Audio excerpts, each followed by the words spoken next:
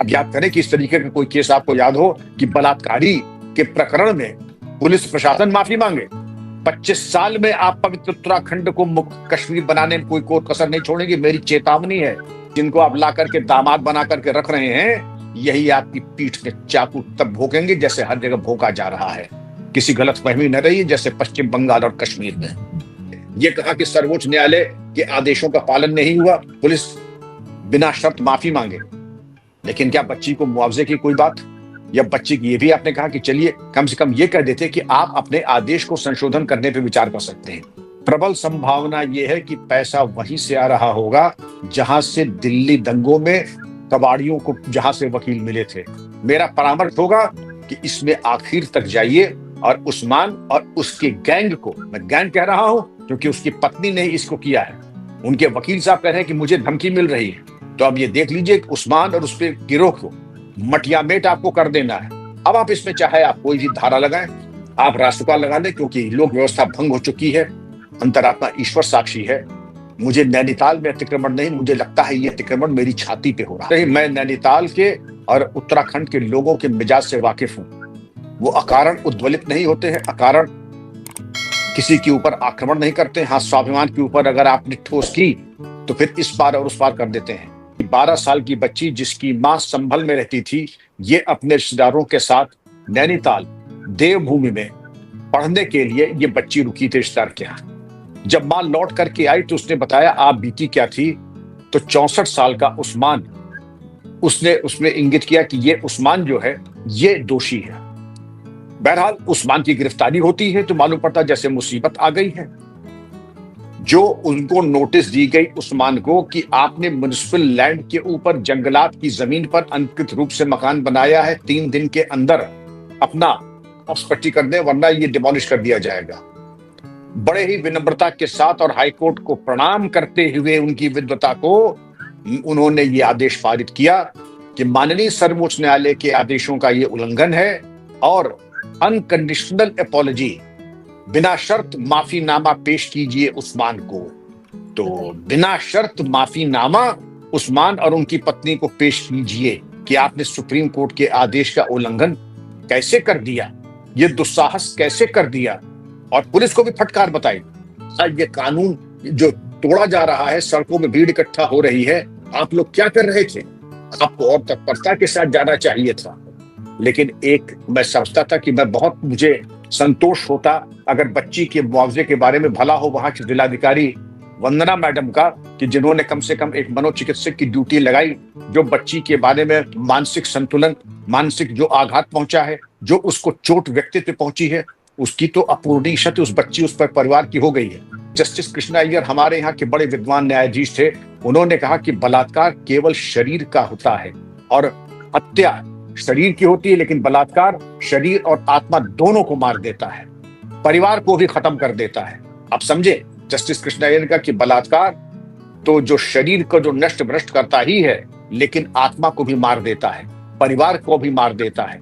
दरअसल ये वो त्रासदी है। तो ये एक तरफ जस्टिस कृष्णा अय्यर, कम से कम उनकी सीख के ऊपर अगर इसके आलोक में अगर कोई आदेश पारित हो जाता कि कम से कम यही हो जाता कि उसके बारे में भी 2 शब्द अगर हो जाता तो मुझे कम से कम बहुत तसल्ली होती।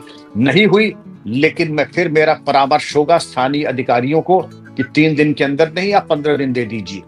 मकान तो अब ध्वस्त होना है। माननीय उत्तराखंड न्यायालय के आदेश का निष्ठापूर्वक अनुपालन होना चाहिए, सुप्रीम कोर्ट के आदेशों का निष्ठापूर्वक अनुपालन होना चाहिए, लेकिन इसी निष्ठापूर्वक अनुपालन के अंतर्गत मकान भी ध्वस्त होगा, क्योंकि वो भी कानून से होता है, वो पाकिस्तान के संविधान से नहीं हो रहा है। जो ध्वस्तीकरण हो रहा है वो भी हमारे संवैधानिक जो ढांचा है उसके अंतर्गत हो रहा है। ठीक है, with in the ambit of law 15 दिन की नोटिस दे करके अब आप डिमोलिश कर दें और ऐतिहासिक कार्रवाई कर दें। उस्मान 63 साल का, बच्ची 12 साल की, कितना पाशविक कृत्य होगा। और अगर आप ये देखें कि बलात्कार, जैसे जस्टिस कृष्णा अय्यर ने कहा, यह केवल शरीर के साथ नोच खसोट नहीं है, ये उसके व्यक्तित्व के साथ, ये उसके धर्म, ये उसके परिवार को नीचा दिखाने का ये तरीका है जिसको कहते हैं वेपनाइजिंग रेप। बलात्कार को हथियार बंद करना, यही दिखा देना। मुझे पीड़ा इस बात की है कि बच्ची के लिए एक लफ्ज नहीं, और उस्मान के मामले पे अनकंडीशनल अपॉलॉजी, बिना शर्त माफी, और उसके बाद ये कहा जाता है कि हम बिल्कुल इसको बर्दाश्त नहीं करेंगे, दंडात्मक कार्रवाई करेंगे। और पुलिस और प्रशासन को, मैं तो पुलिस और प्रशासन को बधाई दूंगा। दीपम सेठ वहां के यशस्वी पुलिस महानिदेशक हैं, उन्होंने बहुत ही ओजस्वी प्रेस कॉन्फ्रेंस करके कहा है कि वो पूरी कार्रवाई करेंगे। और मुझे विश्वास है कि ऐतिहासिक कार्रवाई दीपम सेठ के माध्यम से जरूर होगी उस्मान और रखे। लेकिन अगर आप इसके कारणों में जाएं, आपने देखा होगा कि मैं नैनीताल में 84 से 87 तक वरिष्ठ पुलिस अधीक्षक रहा। वो देवभूमि है, वहां के लोग बड़े मासूम हैं, वहां के लोग विश्वास करने वाले हैं, वहां के लोग बड़ा प्रेम देने वाले हैं। यहां तक कि मैं बता दूं कि मेरे कई जगह, मेरा 36 साल में कई तबादले हुए, और वहां पर जब विदाई समारोह हुआ तो एक स्वतंत्रता संग्राम सेनानी ने अपने विदाई भाषण में कहा, विक्रम सिंह यहाँ के केवल वरिष्ठ पुलिस अधीक्षक नहीं रहे हैं, ये मेरे पुत्र हैं और मैं इनको अभी सचेत कर देता हूं, अगर वर्ष में एक बार नैनीताल नहीं आए तो मैं इनको डांटूंगा भी और पीटूंगा भी। ये शब्द वही कह सकता है जो अपना समझता हो, ये वही शब्द वही कह सकता है जिसमें अपनत्व हो, प्रेम हो और हृदय से ये निकली हुई बातें। इस बात को तो लगभग 35 साल 40 साल हो रहे हैं, मुझे एक एक शब्द याद है। और उस पवित्र भूमि में आप अगर आज देख लीजिए जो अतिक्रमण, अगर आप शुरू करें पहले तराई से आइए, पूरा बहेड़ी से लेके काठगोदाम तक हमारे स्वार्थी तुष्टीकरण में डूबे हुए नेता, जो अब मैं क्या कहूं, रेलवे लाइन की दोनों तरफ लाखों बांग्लादेशियों रोहिंग्या को बसाया है, वहां की पवित्रता को खंडित किया है।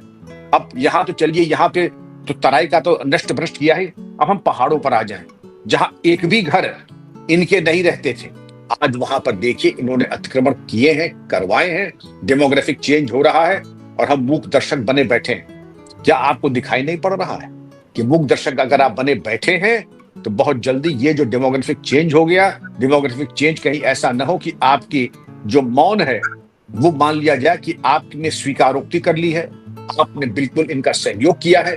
क्या कारण है? प्रशासनिक अकर्मण्यता, तुष्टीकरण, भ्रष्टाचार, या तीनों। लेकिन ये मान के चलिए कि अगर आपने यही इसी गति से अगर कार्रवाई होने दी, 25 साल में आप पवित्र उत्तराखंड को मुक्त कश्मीर बनाने में कोई कोर कसर नहीं छोड़ेंगे। मेरी चेतावनी है। मैं तो जिंदा नहीं रहूंगा, लेकिन जहां भी रहूंगा मुझे बड़ी पीड़ा होगी कि पवित्र देवभूमि को नष्ट भ्रष्ट कर दिया आपने। और जो राजनेता कर रहे हैं वो इस काबिल नहीं रहेंगे कि वोटिंग वगैरह करा सकें, वो सब अप्रासंगिक और इर्रेलेवेंट हो जाएंगे। न रहेगा बांस न बजेगी बांसुरी। जिनको आप ला करके दामाद बना करके रख रहे हैं, यही आपकी पीठ पे चाकू तब भोंकेंगे जैसे हर जगह भोंका जा रहा है। किसी गलतफहमी न रही जैसे पश्चिम बंगाल और कश्मीर में। तो ये तो बात हुई उस्मान, उसकी कार्रवाई, हाईकोर्ट के बहुत ही पवित्र आदेश, और उस पवित्र आदेश के अनुरूप में हम तो सर झुका के स्वीकार करते हैं। लेकिन इतना तो मेरा भी अधिकार है कहने का, मैं बहुत संतुष्ट होता अगर पीड़िता के बारे में भी 2 शब्द कह दिया गया होता। आपने ये कहा कि सर्वोच्च न्यायालय के आदेशों का पालन नहीं हुआ, पुलिस बिना शर्त माफी मांगे, लेकिन क्या बच्ची को मुआवजे की कोई बात?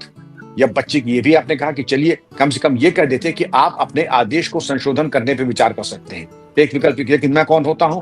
मैं तो सर झुका करके माननीय न्यायालय के आदेश का पालन करने वालों में से हूं। लेकिन मेरा परामर्श होगा कि इसमें आखिर तक जाइए और उस्मान और उसके गैंग को, मैं गैंग कह रहा हूं क्योंकि उसकी पत्नी ने इसको किया है, उनके वकील साहब कह रहे हैं कि मुझे धमकी मिल रही है। तो अब ये देख लीजिए कि उस्मान और उसके गिरोह को मटियामेट आपको कर देना है। अब आप इसमें चाहे आप कोई भी धारा लगाएं, आप राष्ट्रपाल लगा लें, क्योंकि लोक व्यवस्था भंग हो चुकी है। नैनीताल पर्यटक नगरी है, पर्यटक और लोग जा रहे हैं, और वहां पे चूंकि लोक व्यवस्था भंग हो गई है, तो बलात्कार की धाराओं के साथ साथ लोक व्यवस्था भंग होने में रासुका के अंतर्गत भी उस्मान, और उस्मान ही नहीं, जो भी उस्मान को ला के बसाने वाले हैं उनके ऊपर भी ऐतिहासिक कार्रवाई होनी चाहिए। और इसमें प्रमाद आत्मघाती होगा। मैं बैरी सुग्रीव पियारा, लेकिन मैं बड़े सम्मान के साथ फिर कहूंगा, मेरा परामर्श होगा जिलाधिकारी और पुलिस अधीक्षक और अन्य अधिकारियों से कि इसके बारे में अपना स्पष्टीकरण और हाईकोर्ट में रिव्यू पिटीशन डालें कि इसमें अपॉलॉजी का कोई सिलसिला नहीं, त्रुटि हो गई थी, त्रुटि को हम सुधार रहे हैं, और त्रुटि को सुधार करके वाकई कार्रवाई करें। हल्द्वानी में बनभूलपुरे मोहल्ले में जिस तरीके से आतताइयों ने महिला एसडीएम, पुलिसकर्मी, महिला पुलिसकर्मियों के ऊपर आक्रमण किया, और उसमें एक बहुत पुराना शातिर बदमाश जिसका नाम आया था अब्दुल मलिक, याद कीजिए, अब्दुल मलिक जो भूमिगत था, जिसके ऊपर 70 केसेस थे, और फिर अंततोगत्वा दिल्ली से गिरफ्तार हुआ। ऐसे शातिर बदमाशों के प्रोटेक्शन में लोग क्यों खड़े हो जाते हैं? आप देखिए इसकी इतिहास, इसकी जड़ अपने हल्द्वानी कितनी पवित्र जगह थी। हल्द्वानी काठ गोदाम, मालूम पड़ता था कि जैसे दूसरे लोक में हम लोग आ गए, लेकिन वहां की पवित्रता को, वहां के शांति और सात्विक वातावरण को अब्दुल मलिक ऐसे लोगों ने विषाक्त कर दिया है। और इनके ऊपर अगर कार्रवाई होती है तो माफीनामे की बात आ जाती है सर, बिना शर्त माफी मांगिए। अभी तो यही क्या कम है कि यही ने कहा कि अब मुआवजा भी देना पड़ेगा आपको अपनी तनख्वाहों से। चलिए, बड़ी कृपा की, तो चलिए अब आगे की कार्रवाई हम लोग करेंगे। लेकिन हल्द्वानी से लेकर नैनीताल जो एक पवित्र था, जो कि मालूम पड़ता था कि एक यूरोप का एक भाग हमारे भारत में है। और मुझे तो पीड़ा ये होती है, अंतरात्मा ईश्वर साक्षी है, मुझे नैनीताल में अतिक्रमण नहीं, मुझे लगता है ये अतिक्रमण मेरी छाती पे हो रहा है। ये अतिक्रमण और ये इस तरीके का उपद्रव मेरी छाती के ऊपर हो रहा है। परमात्मा करे कि इसमें कार्रवाई हो जाए। वकील मिल गए, वकालत का अपना पेशा है, उनकी अपनी अनिवार्यताएं हैं।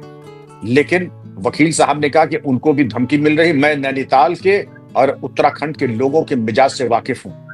वो अकारण उद्वलित नहीं होते हैं, अकारण किसी के ऊपर आक्रमण नहीं करते। हाँ, स्वाभिमान के ऊपर अगर आपने ठोस की तो फिर इस पार और उस पार कर देते हैं।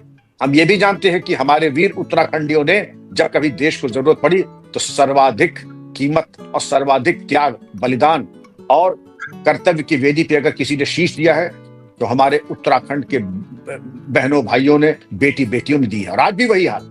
स्वाभिमान को मत छेड़िएगा।